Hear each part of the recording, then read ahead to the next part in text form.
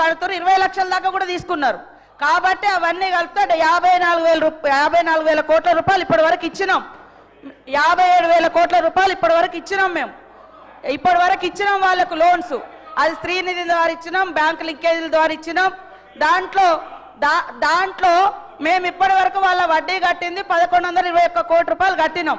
వాళ్ళు ఈ మధ్య కాలంలో ఇంకా తీసుకున్నారు. మీరే పెట్టిరు బ్యారికేడ్స్, అవి కట్టలేదు. పైనుంచి 5 లక్షలని పెట్టిరు వీళ్ళే హరీష్ రావు గారే పెట్టిరు. నిన్న మొత్తం తెలుసుకున్న డాటా అయినా పెట్టిండు. ఆడవాళ్ళకి ఎందుకు అలా ఇంతగానో లోన్స్ అని కండిషన్ పెట్టిండు. ఇప్పుడు మా ముఖ్యమంత్రి గారు ఒక బ్రాడ్ సంకల్పంతో 1,00,000 కోట్లు ఎవ్రీ ఇయర్ 20,000 crores ఇస్తామని ఇచ్చినాం. దాన్ని 20,000 కాదు, ఇప్పుడు ఈ 2 సంవత్సరాల లోపే 57,000 కోట్ల రూపాయలు వాళ్ళు తీసుకున్నారు. ఈ దేశంలో అత్యధికంగా బ్యాంక్ లింకేజీలు తీసుకుంటూ ప్రాంప్ట్ గా రీపేమెంట్ చేసేది కూడా తెలంగాణలో మన మహిళలే. 99% ఒక బ్యాక్వర్డ్ డిస్ట్రిక్ట్ మరి ఆదిలాబాద్ నుంచి కడుతున్నారు. ఓవరాల్ గా రాష్ట్రంలో 98% రీపేమెంట్ ప్రాంప్ట్ గా ఉంది కాబట్టి బ్యాంకర్స్ ఇస్తున్నారు. ఇక్కడ నుంచి వడ్డీ లేని మరి ఆ వడ్డీ కూడా మన ముఖ్యమంత్రి గారు, డిప్యూటీ ముఖ్యమంత్రి గారు ప్రాంప్ట్ అంటే ప్రాపర్ గా రిలీజ్ చేస్తున్నారు. మీరు 3,000 కోట్లయా కట్టకుండా ఎగ్గొట్టిపోయారు. అభయహస్తం డబ్బులు కూడా వాడుకున్నారు. మీరు మమ్మల్ని మీరు పోయి అడగండి ఎక్కడెక్కడ మహిళల్ని. మీ హయాంలో బాగా నడిచినాయా మహిళా సంఘాలు? మా హయాంలో బాగా నడుస్తున్నాయా అడగండి. మీరు 10 ఏళ్లలో 74,000 కోట్ల రూపాయలు వడ్డీ లేని రుణాలను ఇచ్చిర్రు. మరి 74,000 కోట్లకి ఇచ్చిర్రా?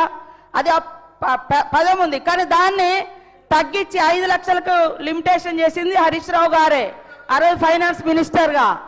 కాబట్టి ఆ తప్పొప్పుకో. ఇప్పుడు మా ముఖ్యమంత్రి గారిని నేను ఇంకా కొంచెం వాళ్లకు ఎక్కువ వడ్డీ లేని రుణాలు వచ్చేటట్టుగా చేయడానికి నేను సిద్ధంగా ఉన్నా.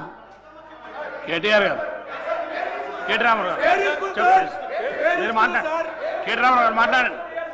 కేటీఆర్ గారు మాట్లాడండి. సార్ మా డిప్యూటీ లీడరు, మాజీ ఫైనాన్స్ మినిస్టర్ వారి పేరు కేటీఆర్ గారు సార్, వారి పేరు తీసుకున్నారు. అవకాశం కేటీఆర్ గారు మాట్లాడండి. సార్ పేరు తీసుకున్నారు సార్.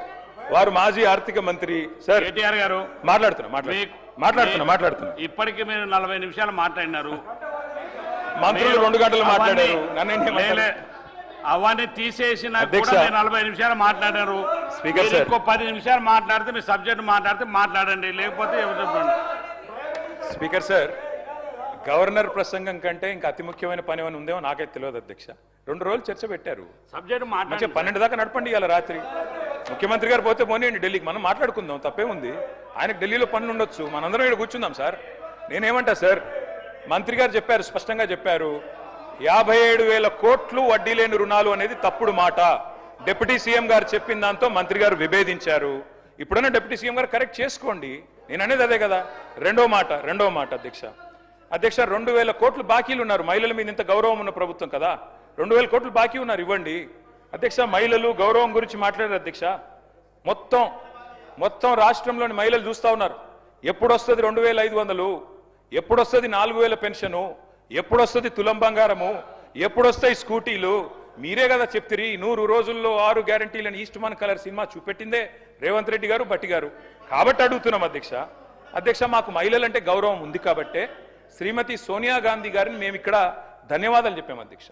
తెలంగాణ రాష్ట్రం ఏర్పడ్డ తర్వాత ఆనాటి ముఖ్యమంత్రిగా కేసీఆర్ గారు సోనియా గాంధీ గారికి మొదటి సమావేశాలను ధన్యవాదాలు చెప్పారు. మాకు గౌరవం ఉంది కాబట్టి ధన్యవాదాలు చెప్పాం. గౌరవం లేకపోతే మేము కూడా వేరే వాళ్ళలాగా బలిదేవత అనేటోళ్ళం మేము అనలేదు అధ్యక్ష. ఇంకా విచిత్రం అధ్యక్ష, మహిళల మీద గౌరవం గురించి మాట్లాడుతున్నారు అధ్యక్ష. ఇవాళ మహిళా మంత్రుల మీద వారి ఇంటి మీదకి పోలీసులు ఎవరు మప్పుతున్నారు అధ్యక్ష? ఈ రాష్ట్రంలో హోంమంత్రి ఎవరు? తుపాకీ తలకు పెట్టారని చెప్పి వారు ఓఎస్డీని ఇబ్బంది పెట్టింది ఎవరు? చివరికి ఆ మంత్రి గారు ఉన్నదే మాట్లాడుతున్నా, హోమ్ డిపార్ట్మెంట్ లేదా ఆయనలా? మీరు సబ్జెక్ట్ మాట్లాడండి. మీరు గవర్నర్ ప్రసంగం లేదా సబ్జెక్ట్ మాట్లాడండి. మిగతా విషయాలు ఎందుకు పోతున్నారు? సబ్జెక్ట్ మాట్లాడండి. సబ్జెక్టే మాట్లాడుతున్నా, నేను చెప్పలేదు ఇది. ఆ మంత్రి గారి కుటుంబ సభ్యురాలు చెప్పారు. ముఖ్యమంత్రి గారు కేటీఆర్ గారికి మరొకసారి సూచన ఇవ్వదలుచుకున్నాను సార్. గవర్నర్ ప్రసంగంపై థ్యాంక్స్ గివింగ్ చెప్తున్నప్పుడు ఏం సార్ ఏం మాట్లాడుతూ ఉన్నాడు సార్? లేకుంటే మేము ఇంటర్ఫియర్ అయితే వారు మాట్లాడిన ప్రతి అంశం విషయంలో వారు 40 నిమిషాలు ఊకదుంపడు ఉపన్యాసం ఇస్తూనే ఉంటాడు. వాస్తవంగా ఉన్న విషయాలను పక్కదారి పట్టించి ప్రజలను పక్కదారి పట్టించే ప్రయత్నం చేస్తూ ఉన్నప్పుడు మా బాధ్యత అధ్యక్ష, మా మంత్రులు మేము తప్పకుండా దాన్ని రికార్డ్ సరి చేయాల్సిన బాధ్యత ఉంటుంది. ఫ్లోర్ మీద ఇష్టరాజ్యంగా అడ్డగోలుగా ఏం మాట్లాడుతున్నారు అధ్యక్ష? ఏం మాట్లాడుతున్నారు అధ్యక్ష? అరే ఏ వాస్తవాలు ఉన్నాయి అధ్యక్ష? దాంట్లో వాస్తవాలు ఉంటాయి. రండి అధ్యక్ష, ప్రతి అంశంపై మేము కూడా జవాబు చెప్తాం అధ్యక్ష. మంత్రి గారు ఏదైనా ఇబ్బంది పెడితే వారు ఉన్నారు, మా ముఖ్యమంత్రి గారు ఉన్నారు, మేమందరం ఉన్నాము. దాన్ని ఏ విధంగా పరిష్కారం చేయాలి సార్? ఇప్పుడే చూశారు అధ్యక్ష, 10 నిమిషాల సేపు హరీష్ రావు గారు, కేటీఆర్ గారు ఒక అంశాన్ని పక్కదారి పట్టించే ప్రయత్నం చేశారు. స్పష్టత మేము రికార్డు స్ట్రైట్, మేము బ్యాంక్ లింకేజ్ ద్వారా ఇస్తా ఉన్న వాటికి 57,000 కోట్లు చెప్తే దాన్ని పక్కదారి పట్టించే ప్రయత్నం చేశారు అధ్యక్ష. ఏం సార్ అధ్యక్ష ఇది? మేము ఈరోజు గౌరవ డిప్యూటీ చీఫ్ మినిస్టర్ గారు స్పష్టంగా చెప్పడం జరిగింది. వారి ప్రస్తావన సమయంలో హరీష్ రావు గారు, ఆ రోజు ఫైనాన్స్ మినిస్టర్ గారు, మేము ఇక్కడ కూడా ఉన్నాము అధ్యక్ష, మేము చెప్తా ఉన్నాం అధ్యక్ష. మేము బ్యాంక్ లింకేజ్ ద్వారా అనకుండా అనేక సందర్భాల్లో మేము రుణాలు ఇచ్చినామని మాట్లాడింది. టెక్నికల్ గా మాట్లాడంటే ఆ రోజు కూడా వారు ₹1 కూడా రుణం ఇవ్వనట్టు. ఎప్పుడైనా ఈ స్కీమ్ మొదలుపెట్టినప్పుడు ఆ రోజు 15 సంవత్సరాల క్రితం, 20 సంవత్సరాల క్రితం ఈ స్కీమ్ మొదలుపెట్టిన అధ్యక్ష, బ్యాంక్ లింకేజ్ ద్వారా పావులా వడ్డీ లేని రుణాలు చేశాం. మళ్ళా తిరిగి వారు పావులా వడ్డీకి తీసుకుపోయారు. పావులా వడ్డీ కూడా 3,000 కోట్ల బకాయిలు పెంచారు. బకాయిలు పెంచిన వాళ్ళు, వదిలిపెట్టిన వాళ్ళు ఈ రోజు 2,000 ఎందుకు ఇస్తలేమంటారు? మేము ప్రతి 3 నెలలకోసారి, మీరు పొండి అధ్యక్ష, గొప్ప పండుగగా మహిళా సోదరుమణులు మీ నియోజకవర్గంలో కూడా అధ్యక్ష, మీ నియోజకవర్గంలో కూడా మహిళా సంఘాలకు సంబంధించిన సోదరుమణులు వచ్చి ఈ రోజు ప్రభుత్వం ఇచ్చిన వడ్డీ లేని రుణాల చెక్కును పంపిణీ చేస్తా ఉన్నారు. కనబడతలేదు అధ్యక్ష? మీరు కూడా పోయిన గౌరవ శాసనసభ్యులకు సంబంధించి మీ ప్రాంతాల్లో వడ్డీ లేని రుణాలకు సంబంధించి ప్రభుత్వం ఇస్తా ఉన్న వడ్డీ లేని రుణాలకు సంబంధించిన ప్రభుత్వం ఇస్తున్న డబ్బులు ఇస్తా ఉన్నప్పుడు మీరు కూడా పాల్గొని ఎక్కడ ఇస్తలేరని మాట్లాడటం సరికాదు అధ్యక్ష. నేను కేటీఆర్ గారిని కోరుతా ఉన్నాను, వాస్తవంగా ఉన్న విషయాలు మాట్లాడండి. మీరు ఎక్కడిదో తీసుకుపోయి ఏదో మాట్లాడి, ఏదో పర్సనల్గా ఏదో మంత్రి గారి పైన వచ్చిందో ఇంకోరి పైన మాట్లాడు కాదు. ఇది సభా సమయం వృధా చేయకండి కేటీఆర్ గారు. ఈరోజు మేము కూడా చెప్తా ఉన్నాం అధ్యక్ష, ఎంత పెద్దగా ఏ కార్యక్రమం చేసినా అందరినీ కూడా కలుపుకుపోయే ప్రయత్నం మా ముఖ్యమంత్రి గారు కానీ మా ప్రభుత్వం చేస్తూ ఉంది. మీరు దాంట్లో పాల్గొంటలేరు. మేమేమైనా వద్దాం అధ్యక్ష? ఈరోజు మేము అన్ని సందర్భాల్లో ఇప్పుడు మీరు చెప్తాను, సెల్ఫ్ హెల్ప్ గ్రూప్ సంబంధించిన బ్యాంక్ లింకేజ్ ద్వారా ఇస్తా ఉన్న రుణాలకి మేము కడతా ఉన్న వడ్డీ పూర్తి స్థాయిలో మహిళా సోదరులను తీసుకున్న వడ్డీకి మేము వడ్డీ లేనికి 0 వడ్డీ ఇస్తున్నాం. అంటే మేము ఇస్తున్నాం, వాళ్ళకి ప్రభుత్వ పరంగా ఇస్తున్నాం. ఇస్తున్న దానికి మీరు పాలు పంచుకుంటున్నారు అధ్యక్ష. ఎందుకు పాలు పంచుకుంటలేరు? ఎందుకు మహిళలంటే అంత చులకన అని డిప్యూటీ చీఫ్ మినిస్టర్ గారు అడిగితే వారిని పైన పక్కదారి పట్టించే ప్రయత్నం మీ మేధాశక్తితో ఉపయోగించుకొని మళ్ళా అదే విధంగా తీసుకెళ్లే ప్రయత్నం చేయకండి. ఇప్పుడే అనేక సందర్భాలు ఇక్కడ కూర్చొని ప్రయత్నం చేస్తే అక్కడ కూర్చున్నారు. మేము ఆ విధంగా చేయం. ఉన్నతిగా చెప్పే కార్యక్రమం చేస్తాం. మళ్ళీ ఒక్కసారి కూర్చుంటే ఇక్కడ కూడా ఉండకుండా అక్కడ ఉంటారు. దయచేసి మీరు ఇక్కడ ఉండాలని కోరుకుంటారు, అక్కడ కనీసం ఉండాలని కోరుకుంటారు అధ్యక్ష. కేటీఆర్ గారు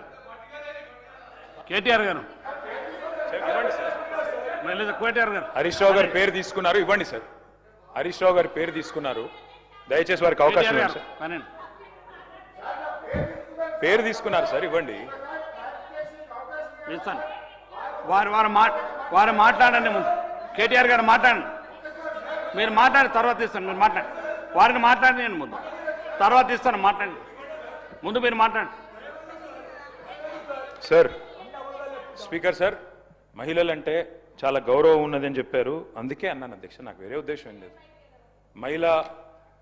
మహిళా సాధికారత మీద చాలా అద్భుతంగా చెప్పారు, మహిళలంటే గౌరవం గురించి చెప్పారు, అందుకే అడిగాను.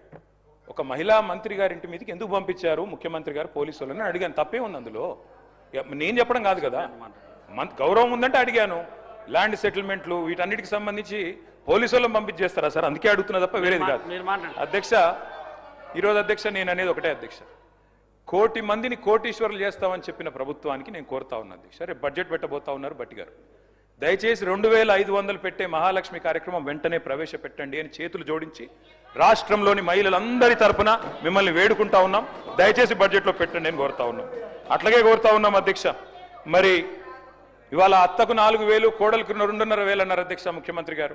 మరి అత్తలందరూ ఎదురు చూస్తున్నారు ముఖ్యమంత్రి గారు. తప్పకుండా 4,000 రూపాయలు కూడా వెంటనే బడ్జెట్లో పెట్టాలని కోరుతున్నాం. పెళ్ళైన పెద్ద బిడ్డలందరూ ఎదురు చూస్తున్నారు. కేసీఆర్ ఉన్నప్పుడు 1,00,000 రూపాయలు చెక్కు రాలే, పిల్లలు పుట్టినప్పుడు వచ్చిందని మీరే మాట్లాడినరు. తులం బంగారం ఇస్తా అన్నారు. మరి తులం బంగారం ఇప్పుడేమో 1,75,000 అయింది. మరి బంగారు షాపులలో బంగారం లేదా, లేకపోతే మీ పరపతి తగ్గిందా నాకే తెలియదు. వెంటనే బంగారం ఇవ్వాలని చెప్పి కూడా రాష్ట్రంలోని ఆడబిడ్డలందరి తరఫున అడుగుతా ఉన్నాం.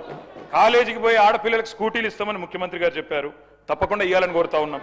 అధ్యక్ష, ఒక సామెత ఉంది అధ్యక్ష తెలంగాణలో, పోచమ్మ పొతం చేస్తే మైసమ్మ మాయం చేసిందంట అధ్యక్ష. అట్లుంది ఈరోజు ఈ ముఖ్యమంత్రి గారి వ్యవహారం. ఆర్థిక కానుకలు ఇస్తామని ఆశపెట్టి ఓట్లేయించుకొని ఉన్నాయే కొట్టిన అధ్యక్ష. ఇయ్యాల ఏమేమి తీసేసిన అధ్యక్ష?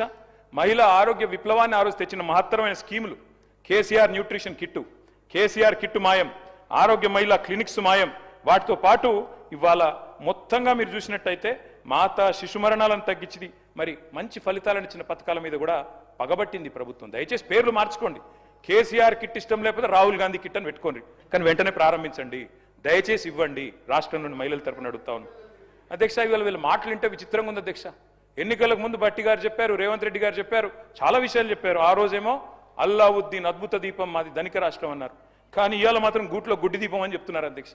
అందుకే అంటా ఉన్నా అధ్యక్ష, మరి కమిట్మెంటు విశ్వసనీయత అన్నప్పుడు ఇవన్నీ తప్పకుండా అడుగుతారు అధ్యక్ష.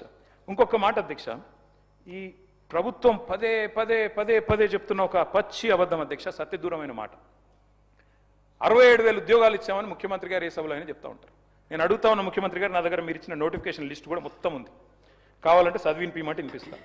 మీ ప్రభుత్వం వచ్చినాక ఇచ్చిన నోటిఫికేషన్లు మొత్తం కూడితే ముఖ్యమంత్రి గారు, మీ ప్రభుత్వం వచ్చిన తర్వాత ఇచ్చిన మొత్తం నోటిఫికేషన్లు మొత్తం కూడితే మీరిచ్చింది కేవలం 11,921 ఉద్యోగాలు మాత్రమే.